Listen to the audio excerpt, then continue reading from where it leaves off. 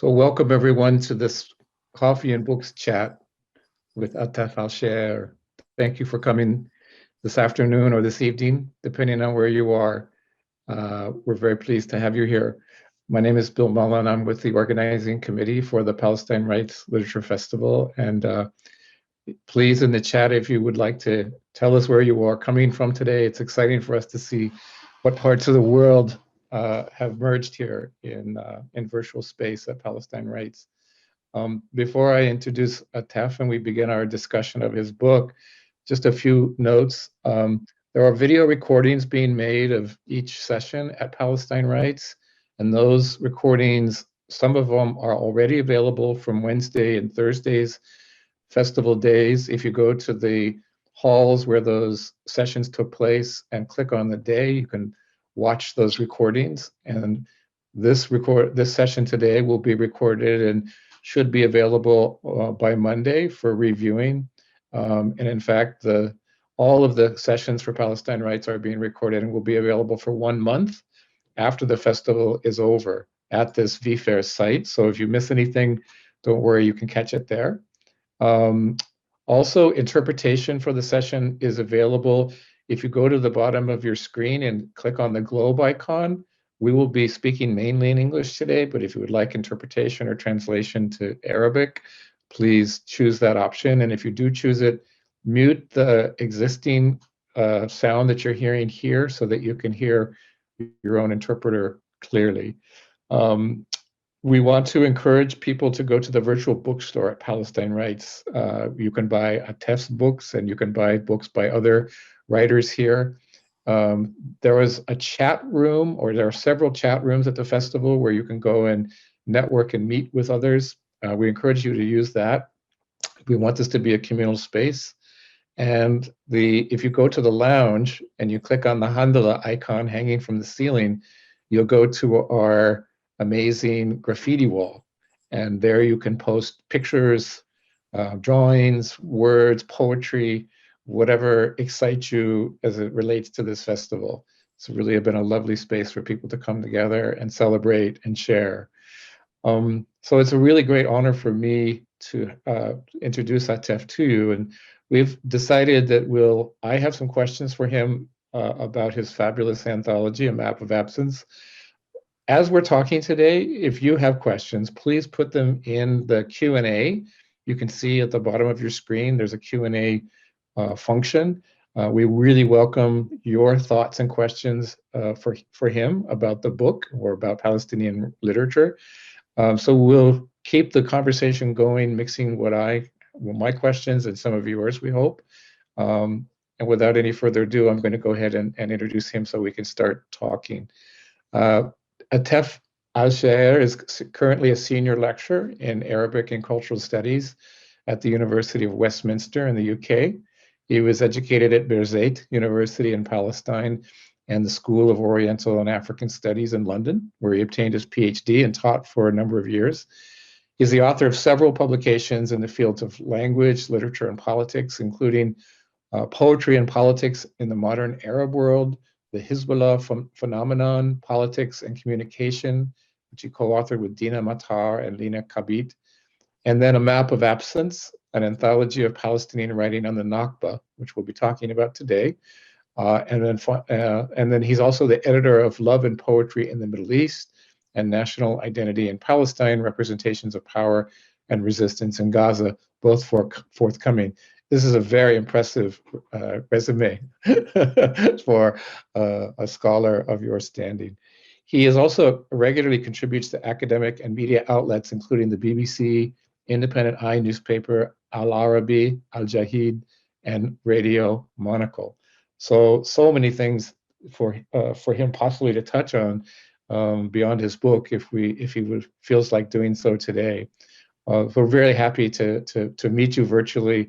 We've been corresponding for a little while, and this is a happy day for me to have a chance to talk to you about a book that I really love and was fortunate to be asked to review about the time it came out. And I was so overwhelmed by the diversity of voices and the thoughtfulness that went into this anthology. And one of the first things that I was thinking as I read this fabulous book was that it was the first book that I was aware of that had sort of organized itself as an anthology around the theme of the Nakba.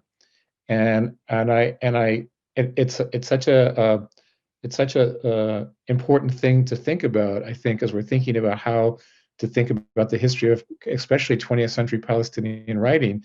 And I was just curious as to why you came to that decision to use the Nakba as your organizing theme, and why did you feel like this was the right time to put that book together? Yep. Well, Bill, really, thank you so much. I mean, it's been incredible to meet you. And we've been, as you said, we have been corresponding, and I so much appreciated your review and your interest in the book. And it's just amazing to see all the organization that you and Susanna Bulhawa and others have put into this. So I really can't possibly put into words how wonderful this has been, and how wonderful an effort it is, and long may it continue. I know it's an enormous task. So really thank you so much for also your kind introduction. The book, A Map of Absence, I mean, the Nakba has been, as you know, and you have been hearing in the last few days, not before, has been a seminal event in Palestinian history. Everything really returns back to the Nakba. So sometimes today in the West in particular, we hear about 1967 borders. We hear about 242 resolutions that basically revolve around the idea of Palestinian state in 22% of historic Palestine. Even that is more than 2/4 of it have already been swallowed up by settlements. So basically, the whole idea of the Zionist identity is very much formed around the colonization of Palestine, which is a process that started before 1948, but then culminated in the State of Israel in 1948. And that basically led to the disposition of the Palestinians in 1948. So 1948 is a moment in history that we still, until today, try to reclaim as Palestinians, to sort of establish some reclamation, some rectification for that enormous tragedy that happened. So I could have written the book really 5 years ago, and would have been sort of similar conditions there, and I could have written it perhaps in a few years from now, and it will also be similar. So I think it's a very similar issue, but I felt that now there is more awareness of Palestine. There are more Palestinian writers gaining visibility in other languages. And there also been, luckily, the availability of Palestinian literary works in English and other languages. So I saw an opening, an opportunity that these could be gathered under sort of in one place, under one house, as it were. And to highlight the importance of the Nakba, the continuity of it, and the fact that there is such remarkable breadth and depth of Palestinian literature that is past, present, and also obviously future, I think, that is worthwhile referring to and worthwhile highlighting as a sort of an example of people resisting to liberate their homeland and to live in dignity in their own homeland. So that's the sort of the impulse, is just to tell the story through these remarkable various voices, Palestinian voices, but also highlighting that a specific event of 1948 as the seminal one that continues until today to affect Palestinian lives fundamentally. And that's the general sort of sentiment and feeling that led me to do this book. And the fact that there is no really comparable book that has done that already. There are anthologies, remarkable anthologies by Salma al-Jayusi about Palestinian literature, but that's more general, whereas this is more specific. And I think it's also, the size of it is just maybe just about right for audience. And also I was very concerned about it having Palestinians from within Palestine, Palestinian from outside Palestine, to have these voices talking to each other as to how the Nakba affected them and what it means for them in general.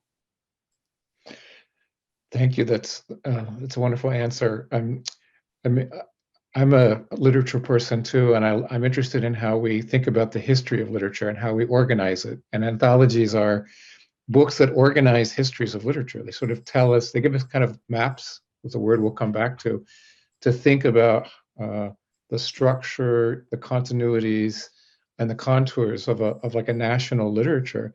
And you, in your book, you organize the anthology into three general periods.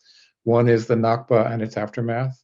The second one is the period of the 1960s to the 1990s, which you kind of refer to as the period of national resistance literature, and then the post-Oslo period after 1993. I was very interested in this historicization, and I was just wondering, how did you decide on these periods of classification, and how do you think they help readers understand Palestinian writing after the Nakba? I think, as you, I'm sure, and as you alluded perhaps to it, is that any selection is always just that. It's a selection. It's very hard to select when you have such an enormous amount of materials, and when you have such a dense and complicated history, and complicated in one sense and simple in another, of Palestinian, as that of Palestinian history, and the fact that things have been recurrent since 1948. So you have Israeli colonization, colonial state, dominating Palestinian lives and Palestinian space in general, and claiming it for itself and shunning Palestinians out of historical, any kind of legitimate historical narrative. But I think the way I came to it was the fact that before 1948, there was Palestinian literature, there was a Palestinian community. It was a very strong community, very cultured community. They produced literature. And then 1948 was the event that shattered Palestinian lives and established a disruption of an enormous kind of disruption to Palestinian life. So a lot of literature was focused on it. So the three nodal points, as it were, the three milestones, 1948, and then the 60s up to the 90s, and then after that, these, each of them, they have there have been political events that have deep repercussions on Palestinians. And these repercussions, these effects were political and were sociological. And then obviously, if one believes in the embeddedness of literature into politics and sociology, as I do, then literature was certainly affected by it. So 1948 kind of literature was a poetry and literature in general that laments the loss of Palestine and try to reconstruct and recuperate it by referring to the land and what has been lost and the houses and the villages and the towns and etc. So it's a sort of literature of reclamation, if I can perhaps describe it. Then 1960s and 1970s, you have the emergence of the PLO, the Palestinian National Organization.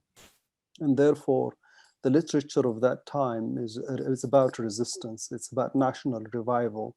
And you have the emergence of remarkable Palestinian literary figures, Mahmoud Darwish, Samih al-Qasim, etc., and a very strong voice.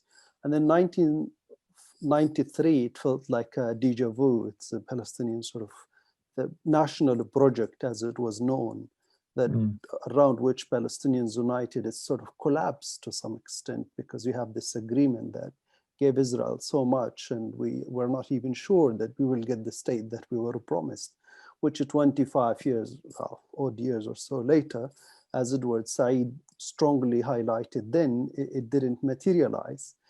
And therefore, you have new questions about politics, new questions, so social, cultural, political kind of questions that influence literature.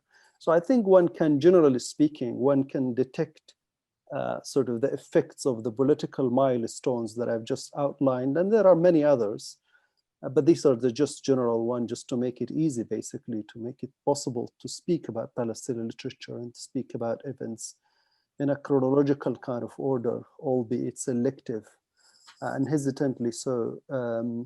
But they just show the effects of these, enormous events on Palestinian lives and how Palestinians absorbed them and embedded them in their literature. But again, I highlight this is literature. This is not polemics and not political discourse, and therefore it's deeply mindful of aesthetics and literary trends. And it's one that is very learned literature. It's really it's a humanist, as Edward Said perhaps would, the word that Edward Said used to say so much, rightly so. It's a humanist literature that highlights the cause, but also highlight the daily lives and the difficulties and travails and traumas of the Palestinians, but in ways that people all over the world can relate to. Thank you. We have 39 people in the session. I'm happy to see so many people here. Yeah. I want to remind people as we're talking, please, if you have questions you want for Ask Atef, just put them in the Q&A and we'll get to them. While you're focusing on obviously post 48, you also in the introduction in the book itself identify Palestinian literature with a tradition of storytelling and cultural preservation that is older than the Nakba, right?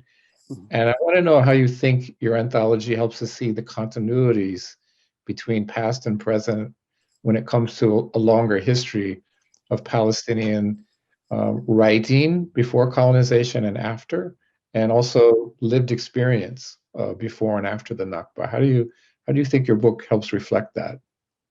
I think it's really important, perhaps, to see that Palestinian lives and writing in general is not imprisoned, as it were, in the Nakba.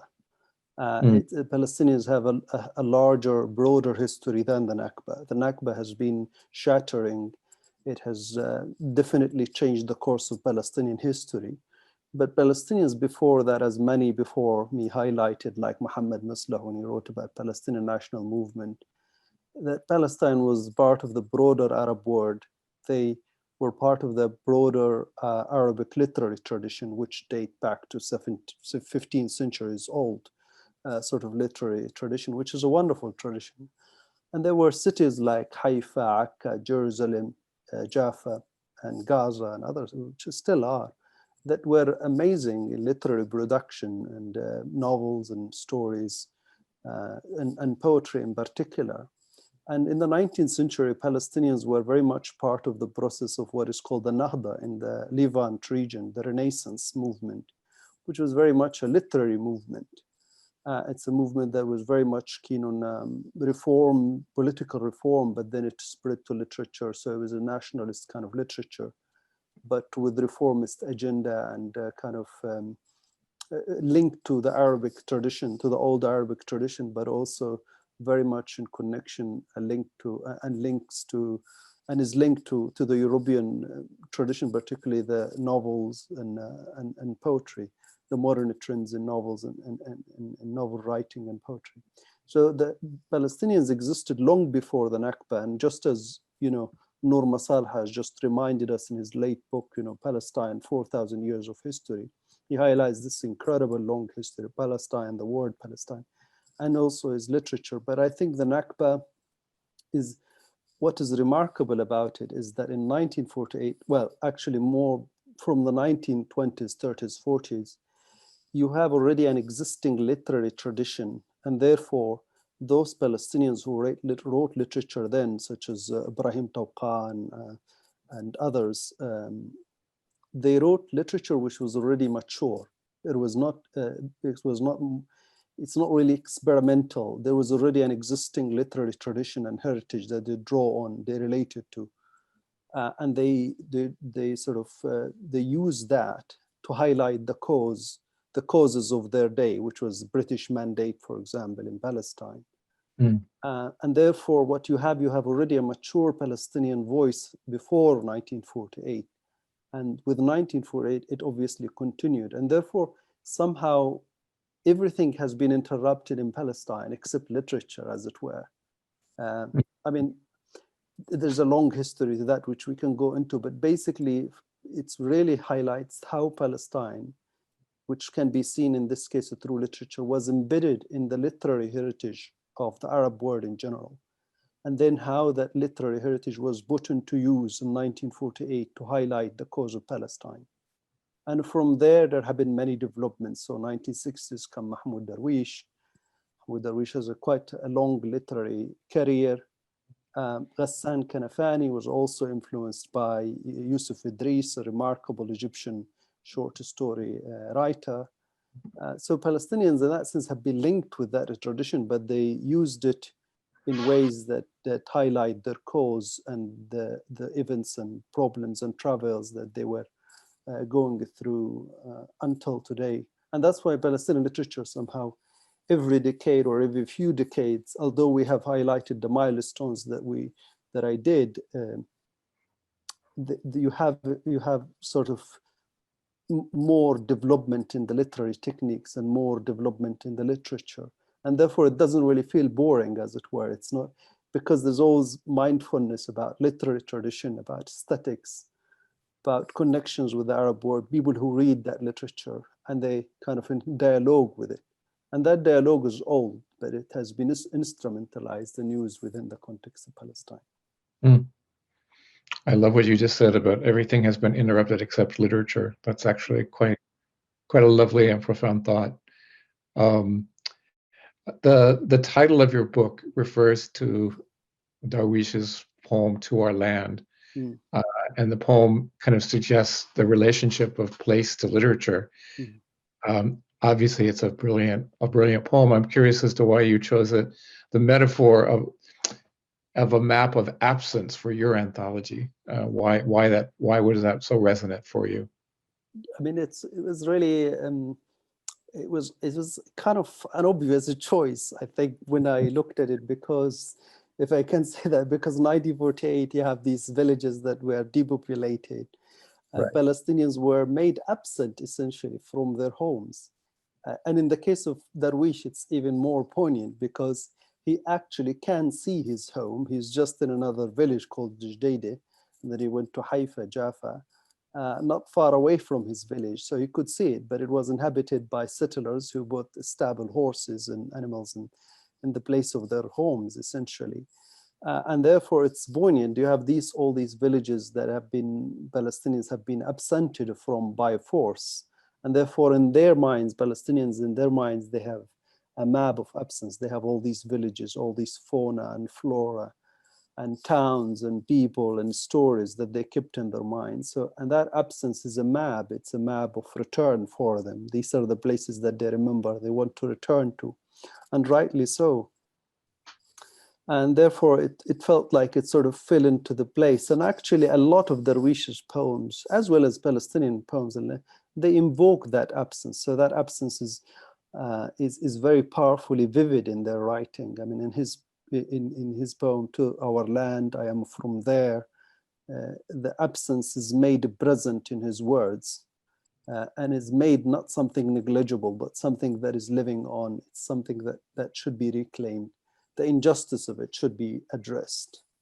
And that's, I think, and also the fact that 1948 happened, you have a lot of works by Palestinians, literary works and academic works. They all invoke the sense of absence. So from Walid al-Khalidi, ماذا تبقى لكم, what has remained to you, or even Ghassan Kanamani, what is left or what's remained to you. It's been translated in various ways. The sense of absence has been invoked as to document Palestinian life. And you know the work perhaps of Salman Abu Sitti, which is about the return to these places that Palestinians have been made absent from. And also I think another reason is really, you see, Israel, also one of the key laws that entrenched the Zionist identity of the state was the absentee property law, which was to take over Palestinian properties, declare them as sort of people, just give them to residents who were new arrivals, and sometimes leaving places even empty, not used.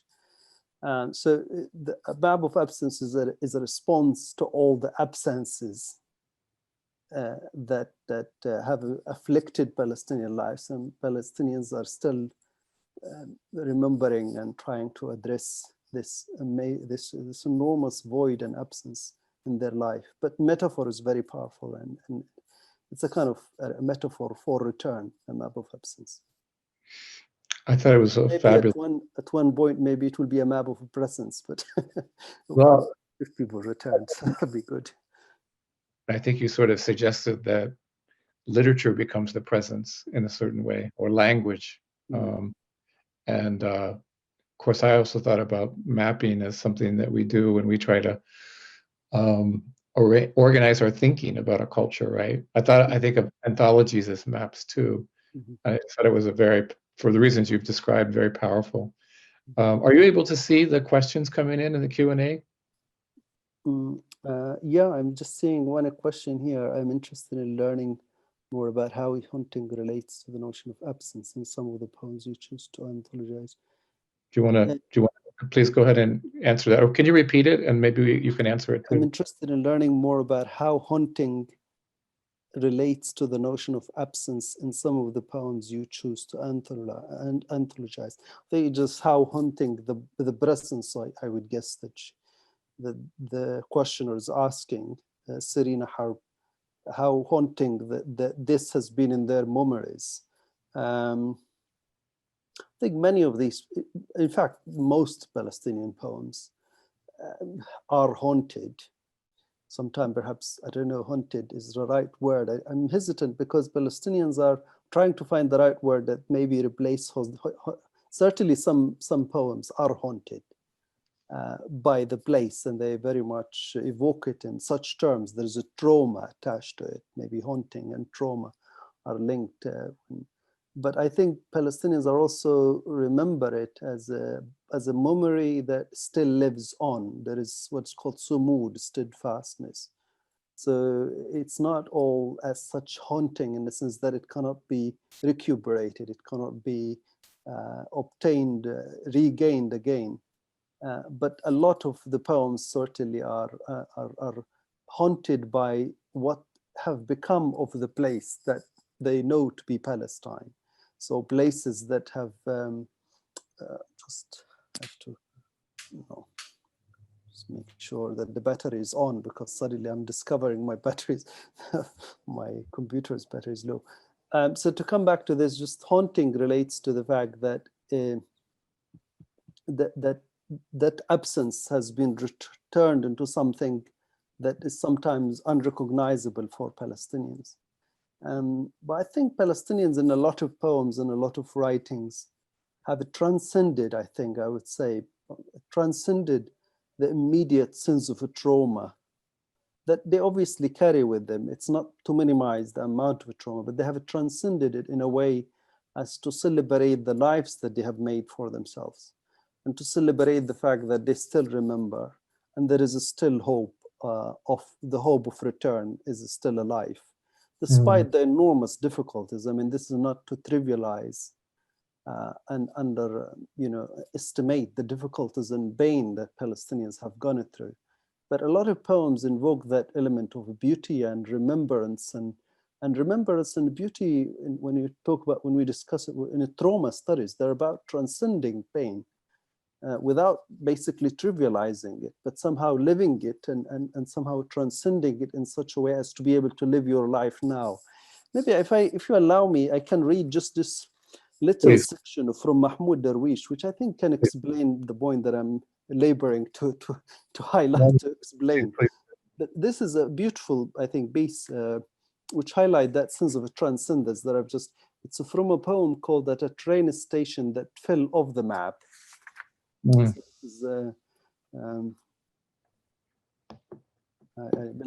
Arabic, على محطة قطار سقط عن الخريطة, which is an extraordinary poem. And it's one of the ones that he wrote last. So he says, I stood at the station. I was abandoned as the timekeeper's room there. I was a dispossessed man staring at his closet and asking himself, sorry, I'm reading the wrong page. I'll just go to the one that I intend to read because suddenly I discovered, sorry. This is terrible. This is the one that I meant to highlight. I see all of my place around me. I see me in the place with all my limbs and organs. I see palm trees edit my classical Arabic from error. I see almond blossoms, their habits in training my song for a sudden joy. I see my trace and follow it. I see my shadow and lift it from the wadi, the valley, with a bereaved Canaanite woman's comb. I see what cannot be seen of attractive flow and whole beauty in the eternity of the hills, and do not see my snipers. it's quite a vivid evocation of the land and what Yeah. he's able to see of it and to imagine of it, and the transcendence over that savage power that is used against the Palestinians by the image of the sniper at the end. So hopefully that illustrates perhaps. Fabulous. No, thank you. That was lovely. There's a question in the chat I wanted to ask from Naeem as to whether you have other books in Arabic or whether you write your own poetry in Arabic. Oh, thank you. Well, I write for a newspaper now, which is quite regular, for Al-Arab Al-Jadid. And I did write, publish some poems there. And I'm hoping at one point there will be a collection. I don't know when, but I have a collection sort of ready. Yeah, I've written there. If you read in Arabic, you can type you can find Al-Arab Al-Jadid. I write quite constantly articles, essays, and also poems, and sometimes translations of poems, as I did recently from English into Arabic. So Fabulous. There's another question in the Q&A from Malini who says, do you teach Palestinian literature about the Nakba, and what strategies do you use to engage students who've been fed propaganda about Israel? If not, could you share possible ideas about teaching the Nakba? What was the last bit of the question? I didn't hear. I said, if you do teach the Nakba, or if you don't teach it, could you share possible ideas about how to teach it, how to teach the Nakba? I see. I think the best way to teach, I mean, I really think Palestinian literature is such a field, a very rich, place to start with when you teach, because it's a truth. It's very hard to miss the truth when you read such literature, and it's very powerful. It's not polemical. It's just very beautiful. I think any human being would be touched by it. I mean, some people wouldn't maybe.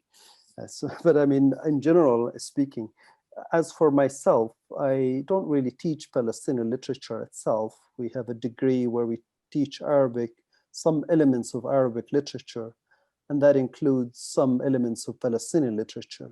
Well, there's one course I teach, which I wouldn't be teaching next year because I'm on sabbatical, but normally I would teach a novel by Ghassan Kanafani, Returning to Haifa. And through that novel, we really see so much about Palestinian history and literature and 1948, and explain, because without that background, that novel is almost, you cannot explain that novel without talking about 1948 and what happened in 1967, because this is, these are starting points. So it inevitably gets you into the debate about Palestine.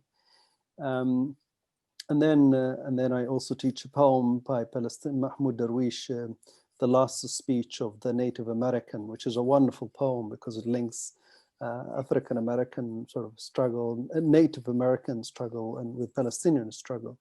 But I wouldn't be teaching because I'm not there next term, but these are some of the sources that I draw on. Along the way also, there are always highlight examples from Palestine as part of Arabic literature and part of the Arabic literary heritage in general. So, but I think what is great about, what is interesting and really good about Palestinian literature is also there are always very interesting complementary materials to go with it. So if you study like Darwish or Mahmoud Darwish or Ghassan Kanafani or others, you can also ask the student to read like further readings or even co-reading Edward Said, like Culture and Imperialism. We were just highlighting it earlier, how wonderful it is as a theoretical background for a student to understand about that liberation movements and countries that try to that strove to liberate their countries from colonialism and still try to do so until today. Nice. How wonderful that work is as a theoretical work to foreground these literary works. So and also it enlarges the discussion. It's not only about Palestine. There are many oppressed people in the world, and it's very important to make links between Palestinian literature and international struggles, and like African Americans and others, because these are native indigenous struggles against rapacious, destructive capitalism, really, ultimately. I want to go too socialist on everybody here, but please, I mean. Please do. There's an interesting thread in the chat, Harriet suggesting she would love to establish a network of people teaching Palestinian literature in the United States and elsewhere. and I see some response to that. So people might want to put their contact information in the chat if they're interested in that. That would be a good conversation to have in the afterwards section of the festival website, which is in the lounge. You can go and meet up with people after these sessions. It's called Afterwards. Shani or Shani, I'm not sure of the pronunciation. I apologize if I've gotten it wrong. Has a question in the Q&A. Within the anthology or other literary anthologies, what do you see as the advantages and disadvantages of poetry versus short stories, in particular with regard to making choices about what reading to assign to college students in university course that would be intended to increase students' awareness of the Palestinian experience? And with regards to novels, are there impacts that a novel can have on readers' awareness that cannot be gained from a poem or short story? I guess this is a question about genre and selection, really, really complicated questions for somebody putting together an anthology. So Yeah, you want it's to talk? very complicated, I think. I mean, I don't really privilege novel over poetry or poetry over novel. I think they're all wonderful materials that highlight causes in the way that we've been talking about so far. So I think, but there's always obviously a selection. If you're teaching novels, then a course that is entirely devoted to novels, then you would want to select some novels perhaps from Ghassan Kanafani or Ibrahim Nasrallah or Susanna Bulhawa or others. It depends what one wants to select. Ultimately, there's always selection involved. But I think that is actually good because I think I can add this like maybe a footnote of some sort, but maybe it's worthwhile. There have been recently a few courses at universities in the UK as well as in the US, I believe, devoted to Palestinian literature. I think at SOAS I was also part of a group of teachers and scholars who put together a course in Palestine, and that included poetry, it included novels, films, because it's a whole year kind of running course. And that was actually good because it gave students a taste of various literary genres and elements of art in general in Palestine.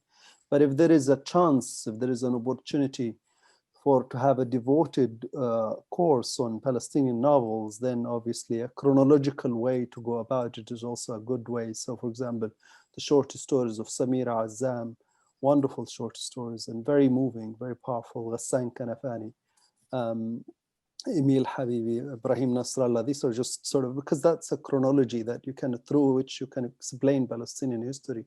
Also Edward Said, like After the Last Skies, also fits that, Ghad al-Karmi in search of Fatima. These are kind of chronological, you can go through it chronologically, but if you want to, if it's devoted to poetry, you can also do that chronologically. So thematically, then it's a different matter. So really, it's a very complex question, but these are just some of the thoughts that I'm. Nice. But I guess it's good to perhaps make a contact with other scholars at other universities who have courses that are entirely devoted to Palestine, at Columbia University, for example. Right. So as then it'd be good. This is an interesting question in the Q&A from Zainab. How is post-memory manifested in your anthology? As you know, we have experienced Nakba through the narratives of our families and the collective and historical memory of Palestinians as a whole. How can we create our stories, although we have not been witnesses? That's really is a very important question. But I think that there's no Palestinian who has not been witness in one form or another to an element of the Nakba, because it's a catastrophe that is ongoing. Obviously, somebody who has experienced 1948 and the displacement and the horror of it is different from somebody who has not even been to Palestine. So there is obviously that qualitative difference. But at the same time, because the situation has been ongoing and we all have connections to Palestine, family, memories and land and etc., and language, and because the wars have been devastating. I mean, if you think about the wars that Israel waged against Gaza for the last 20 years, I mean, they have been, every one of them constitutes an Nakba, 2014, 2012, 2008. And that is not really boast memory. I mean, when you talk about boast colonialism, boast this, boast that, we really have to bear in mind that this is an ongoing situation with constantly ongoing repercussions and effects. But obviously, I like, there is a quote from Edward Said. In effect, I can't remember the exact wording of it, but in effect, he's saying that we are such diverse people with diverse experiences, but the Nakba has marked us all. And I think he means the Nakba has marked us from 1948, 1967, 1970s, 1982, Sabra and Shatila, the Intifada of 2000 onwards. Now, the displacement of Jerusalemites from Jerusalem, the constant harassments of activists, and I can't go to the West Bank, although I lived there for 4 years. All of these are very severe. They have severe effects on our perception of Palestine and our commitment to it, because the injustice is profound and it's very strong. So we are still witness to it, and we are living proof of it somehow. Each on their own stories, at one level or another. Obviously, there's diversity of stories and experiences and expressions as well. Thank you. This is, I think, going to have to be our last question because we're getting close to time. This is from an anonymous attendee. Are there any interesting facts about Palestinian literature that you learned in the process of putting together the anthology? I don't want to drum my beats too much. I think I learned, I felt coming to the end of it, it was a very moving process for me, putting it together. Initially, there was about, I think I've looked at about nearly 80, 90 figures, literature output, literary outputs from 90 figures, so many. In the book, you have 49, so the 49 authors. Some of them have more than one piece, some of them have 3, 4, 5, sometimes one piece, it depends. So I think Palestinian literature, I just was struck and moved by how varied, how rich, and how enormous it is, and also how deeply really humane that this literature is, that people sometimes think of Palestine, oh, this is nationalism, this is sloganeering, this is sort of not literature or whatever they want to say. I just learned that this is an enormous literary tradition with it's ongoing, and it's very powerful, and it's very important to really have it in our lives as part of telling the story of Palestine and Palestinian struggle. And I was really sad not to include other pieces that I was not able to include for various, sometimes logistical reasons or whatever reasons they were. So there's so much of it, but I hope this anthology is a beginning, is a door somehow to that literature. It seems to me it's a great. It seems to me you could do another anthology, probably just with the pieces that you couldn't include, because it's such a rich tradition. Well, thank you so much. Unfortunately we're sort of at the end of our time, but I hope people who have been listening in have gotten a sense of how rich and valuable this book is, especially for teachers. I think several of the questions about teaching are so important, because I think anthologies obviously are designed partly for classroom use. And I would really, having read this book, I would so strongly encourage those of you who are teachers out there to use Atef's anthology. I think it's really fabulous. There's so much more happening at Palestine Writes today. At 4 o'clock, there's a session on cultural appropriation. Tomorrow, please remember, there's a plenary session in the afternoon with Hanan Ashrawi and Angela Davis and Richard Falk. Please go pick up a map of absence and enjoy the rest of your day. And thank you so much for your attendance and the really, really fantastic questions. No, thank you so much, Bill. And thanks everybody for your questions. It's been really amazing, wonderful to meet you here. Hopefully we'll meet soon in reality. That would be great. Absolutely.